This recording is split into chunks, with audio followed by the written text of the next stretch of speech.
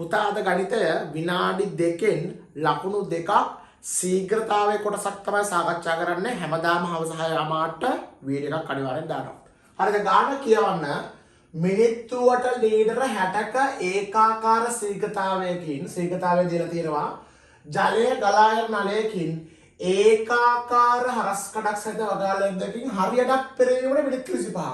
අන්න හරියටක් පිරවීමට මිනිත්තු 25ක් යනවා නම් පුතේ මුළු වගාල් ලිඳම නේද? වගාල් ලිඳම පිරවීමට මිනිත්තු කීයක් යන්න ඕනද? මිනිත්තු 50ක් යන්න ඕනේ.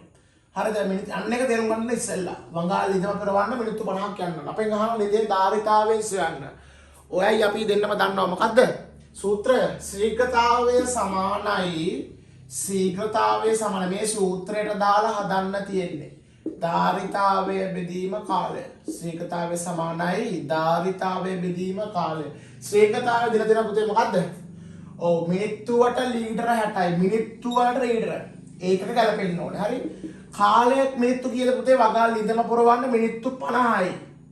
ධාරිතාවය ඔව් අපෙන් අහන්නේ ධාරිතාවය හොයන්න කියලා අපි ගමු x කියලා. නොදන්නා දෙයක් හොයන්න එහෙමනේ. x කියලා හොරක් ගත්තා. පුතේ මෙතන යට මුකුත් ඉලක්කම් නැත්තම් එක කියලා දාගන්න පුළුවන්. දැන් හරස් ගුණිතය. x වැඩි වෙන්න තියෙන්නේ එකෙන්. එහෙනම් x වරක් එක x සමානයි 60 වැඩි වෙන්න තියෙන්නේ 50යි. හොඳට බලන්න 60 වරක් 50.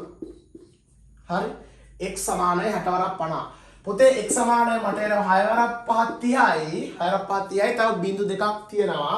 එතකොට ලීටර 3000ක් කියලා උත්තරේ එනවා. එහෙනම් පුතේ මේ වීඩියෝ එකට හાર્ට් එකක් දාන්න. අනිවාර්යෙන් පුතේ හැමදාම හවස 6:00ට රෙඩි වෙලා ඉන්න. අපි ඔයාලගෙන් වීඩියෝ එකක් අරන් එනවා. අපේ channel එකටත් WhatsApp channel එකටත් join වෙලා ඉන්න. මම ටෙසාන් සර් හිතන්න උගන්වන ගණිත පන්තිය. ජය වේවා.